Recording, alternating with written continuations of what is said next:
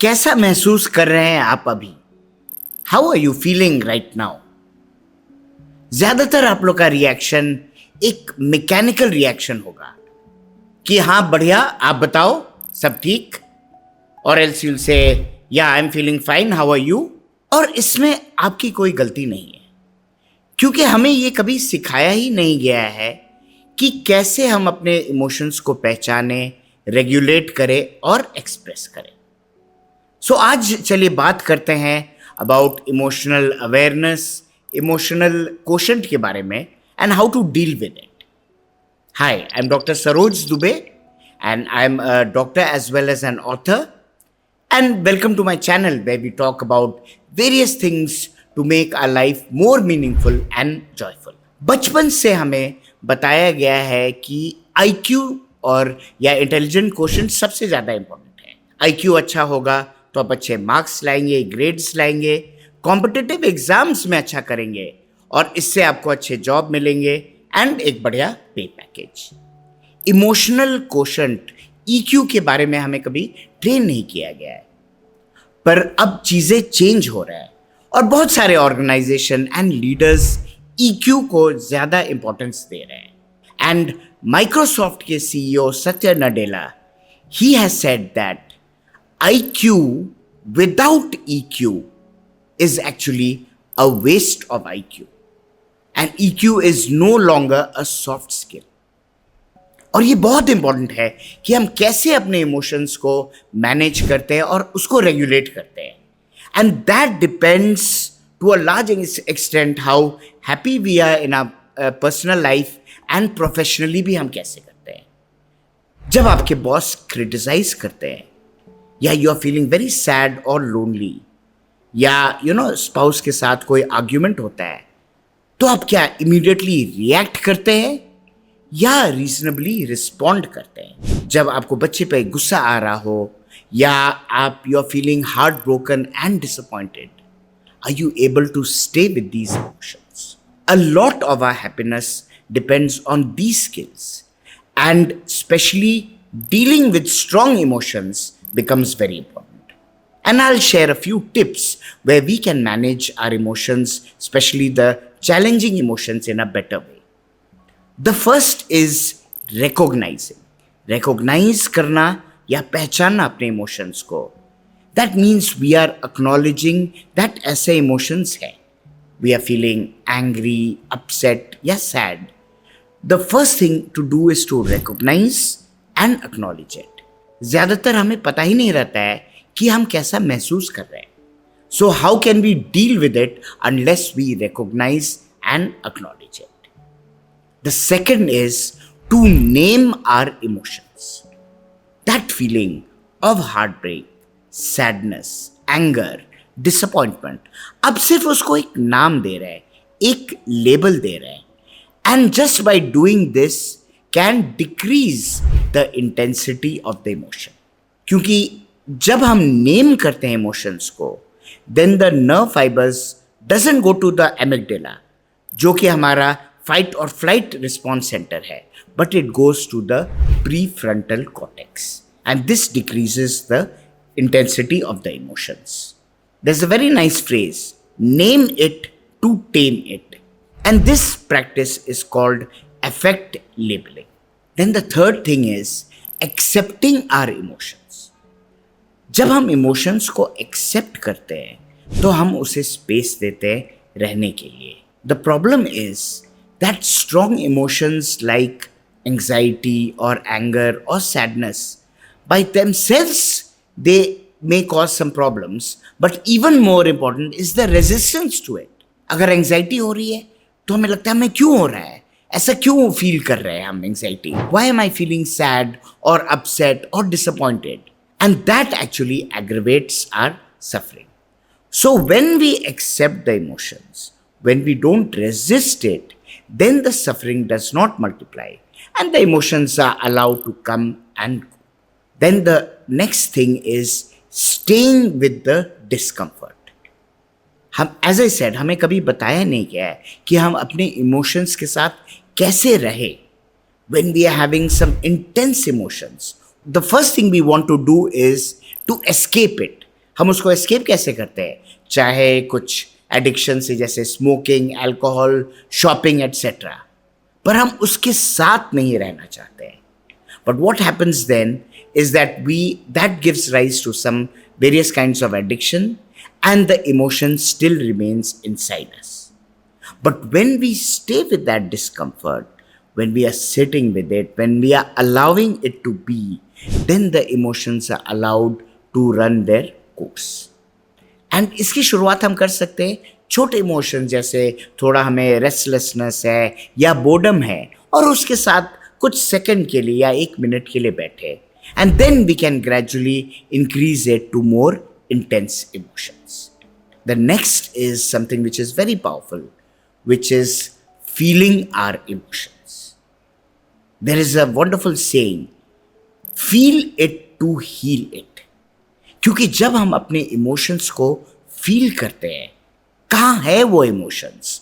Is it वो tightness है chest में, या पेट में कुछ हो रहा है, या the shoulders appear tense? When we feel these emotions, we allow it to express itself fully, and जब पूरी तरह से हम फील कर पाते हैं, then the emotions actually subside on its own. But again, because we are not trained to deal with our emotions, we very rarely are able to sit and feel the emotions. In my book RX for Resilience, I described एक समय जब मुझे बहुत ज़्यादा डर था, fear था, and how just by sitting with the emotions and feeling it, I allowed more space to be between the emotions and it to, come and go as it pleases. So this can be something which we can train ourselves to do. And now I'll talk about something which is very powerful, the lifespan of an emotion. आपको क्या लगता है कि जब आपको बहुत ज़्यादा strong emotions होते हैं, जैसे एंगर है, सैडनेस, तो वो कितने देर लास्ट करता है? कुछ मिनट, कुछ घंटे, या कभी कभी दिन या हफ्ते भी. बट आपको जान के हैरानी होगी कि the life span of an emotion is only 90 seconds. 90 seconds में एक्चुअली ये इमोशन पूरे तरह से राइज करता है एंड सबसाइड करता है. And this has been very well explained by the neuroscientist and author Jill Bolte Taylor in her book My Stroke of Insight. And she says that the entire chemical reaction of an emotion, जब hormone secrete होते हैं, right from the trigger till the flushing out of the chemicals, this lasts for only 90 seconds.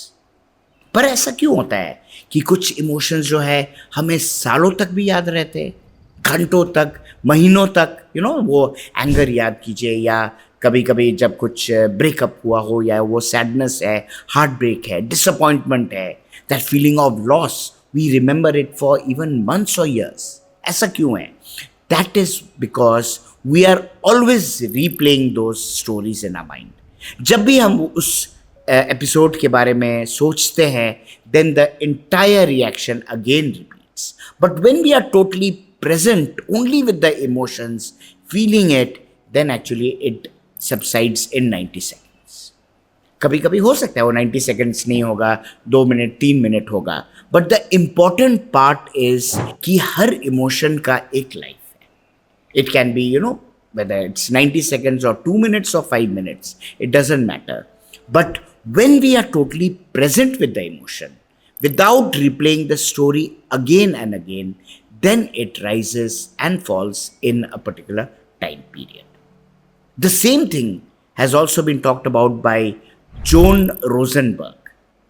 And in her book, 90 Seconds to a Life You Love, उसमें वो same चीज़ बताती है कि 8 strong emotions है, like sadness, anger, fear, shame, disappointment, vulnerability. ये 8 emotions है. And if we are able to recognize these emotions, if we are able to stay present and feel the emotions and ride that wave of 90 seconds, then actually we become free of those emotions. So in दोनों authors के कहने का यही मतलब है कि every emotion has a life span and once we are able to manage it and deal with it we can see कि emotions अपने आप ही धीरे धीरे सबसाइड करते हैं. Mark bracket, who is the author of the book Permission to Feel, also talks a lot about how important it is to feel our emotions so that we can be free of them. And he suggests a method called the ruler method, जिसमें R है recognize, U understand, L is labeling or naming the emotions, जिसके बारे में हमने बात किया, E is express and R is regulate. और क्यों इतना इम्पॉर्टेंट है अपने इमोशंस को फील करना, उसे रेगुलेट करना? Because when emotions lie buried underneath they and when we try to suppress it then it manifest in the body in some other form.